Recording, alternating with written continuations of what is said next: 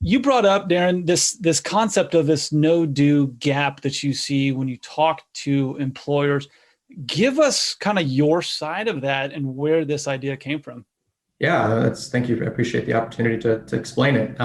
This was a pet project of mine that I was working on for about a year, and I sort of came back to it when I had some free time in my hands, and then I would put it down for a little while and learn some more, and then come back to it.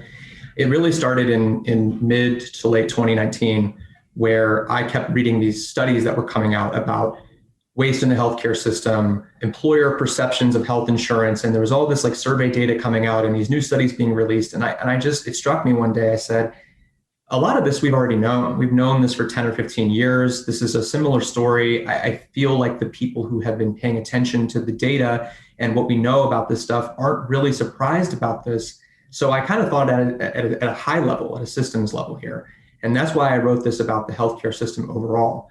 But I also wanted to extend that analogy of the no-do gap, but the gap between what we know collectively as an industry or what employers know about their health plans, how they're not performing well, how they could be performing better, and what they choose to do with that information. I wanted to extend that specifically to private employers.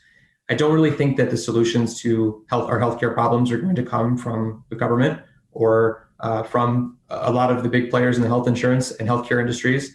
I think it's going to come with basically self-funded, meaning that they fund their own health plans, employers who want to do something different, who want to take a step and depart from what we have always known toward some of the more innovative, more forward-thinking models of providing care to their employees. And that's, I think, where the action is going to be. So I wanted to outline at a top level, what do we generally know as an industry is working well in this space, and what is sort of old news, not really working well, hasn't been working well for patients, and doesn't work at all for employers' bottom lines. That's where I came down on this.